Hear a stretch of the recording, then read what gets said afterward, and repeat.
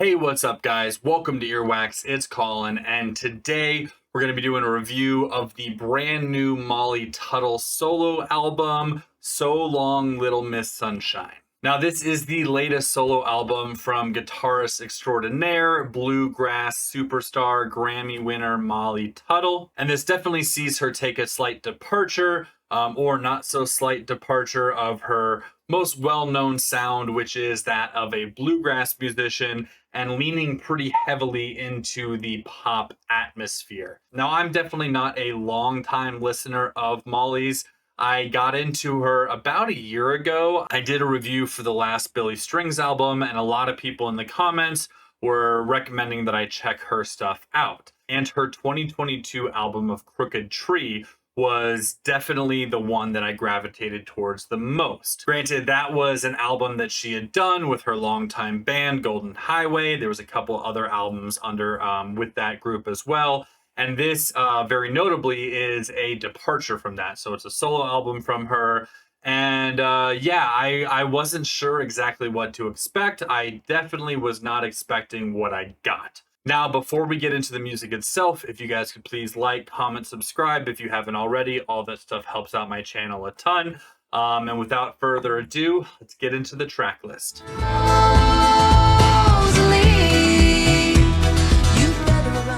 So the album opens up with Everything Burns, and from the start of this song, I was pretty hooked. I thought, at least on my first listen through, that this is going to be just an incredible, like, very technical, very proficient bluegrass album, maybe a little bit of the country twang that I'd kind of heard on some of her previous work.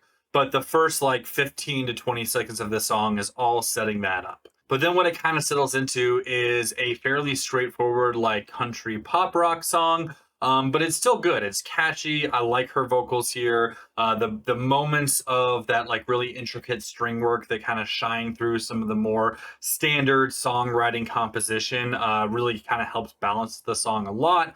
I do like her vocals here. And I think the biggest thing I was surprised about right off the bat was the amount of percussion in this.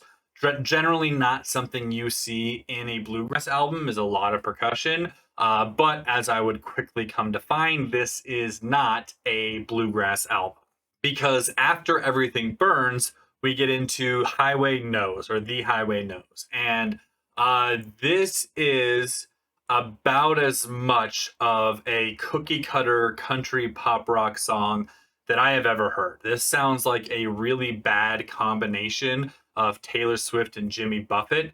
And I'm not, knocking people if they like those two musicians, but like having those sounds combined and not done well with probably some of the cheesiest lyrics I have ever heard in my entire life just really was a huge letdown after the opening track. And as I would come to find out, kind of the blueprint for what the majority of this album would turn out to be. There are some moments of guitar work here that are really brilliant, specifically like 2/3 the way through the song. There's like a 20-30 second section of some really intricate, really technical, brilliant guitar picking that definitely brings you back into like kind of the bluegrass vibe. But the vast majority of the song is just not good. Like, I'm sorry, it's just really cheesy, it's really formulaic, and I can't get behind it whatsoever. After that is Golden State of Mind, which again is kind of more just like straightforward, like, pop that's got a little bit of twang to it. There's moments of this song that I do think are actually pretty good. There's moments of the song that I think could have been elevated by a little bit more focus on like some strings, or even maybe like some more, traditional bluegrass guitar work, which is what like Molly's kind of been known for up until this point. It's not as bad as some of the songs on this album. Like, I do think there are parts that are fairly catchy, but overall it's a fairly forgettable, just like a kind of boring track that really doesn't bring that much to the album. But I'm gonna say that about a decent number of songs from this point forward. The one exception, though, being is the next track in Rosalie. And I love this song. It's not overly complicated. It's actually a fairly simple like songwriting formula, but it's kind of like a ballad, like, Western ballad, almost gunslinger kind of like outlaw country feel. And she's got some swagger, she's got some attitude, and like her singing that she's bringing to this. The standing bass really drives the whole track forward. The guitar here, while not super like intricate, is just well done, and it really kind of, keeps the whole song grounded. And yeah, I really like this one. Again, the lyrics are very like old school country coded, and I definitely dig that. And what I really get here is the swagger in Molly's voice, which I'm missing on this like entire album. Like, she's always been very cheeky, very playful, and I say always as someone who's only been listening to her for about a year now. But yeah, I feel like this album is just too sweet, and it's fine. Like, I get that, you can be a musician and take risks, or even like in this case, not take risks and cater towards a sound that's very safe and widely appealing. But it's just not interesting for me. But thankfully, this song and Rosalie is, and it's probably the only one that I'm going to like keep coming back to for repeated listens. And then after that is probably the single most unnecessary cover of all time. And that is probably the most straightforward, like folk or bluegrass song on the album, but it's covering I Love It by Icona Pop and Charlie XCX. And I think after hearing this cover, I realized that the only thing that made this song kind of work in the first place was its extremely danceable and catchy beat and tempo. And take that away, and what you're left with is a harsh reality of some very mediocre or even less than lyrical content. Like, the lyrics of this song are just cringy. They're not, they have no depth to them. And yeah, I mean, when you strip away the dance beat and just kind of back into this bluegrassy folk like mediocre instrumentals, it just really makes you realize how awful of a song this is. And I think that there are probably some people out there that are going to love this, they're going to eat this up. And I do generally really like bluegrass covers of like popular songs, but this ain't it. This is really not it. This is a blight on the entire album, and one of the worst things I've heard in a very long time. After that is That's Gonna Leave a Mark, which is just a bad Taylor Swift cover. There's like brief moments of some technical skill in this song, but overall it's very bland. Nothing about this jumps out. The drums are some of the most monotonous, boring one note drums I've heard in my entire life. I guess if you're into like very poppy like country stuff like Shania Twain or Carrie Underwood or stuff like that, like, you might enjoy this. And if you do, more power to you. Like, I'm not trying to rain on your parade, but it just doesn't do anything for me. And honestly, like, I have a hard time finding any merit in this track whatsoever. After that is Easy, and this one definitely feels like the most Sheryl Crow like coded or Shania Twain coded song on here. It's not bad. Like, I think it's actually well written. I think it's well performed. Again, not my cup of tea, but at least it doesn't make me want to like jab my eardrums with ice picks, which the previous song 100% did, or at least the previous couple songs. Yeah, and if you like it, like, again, I'm not trying to shit all over it. I'm glad you enjoy it, but yeah, I don't really get much out of this one at all for me personally.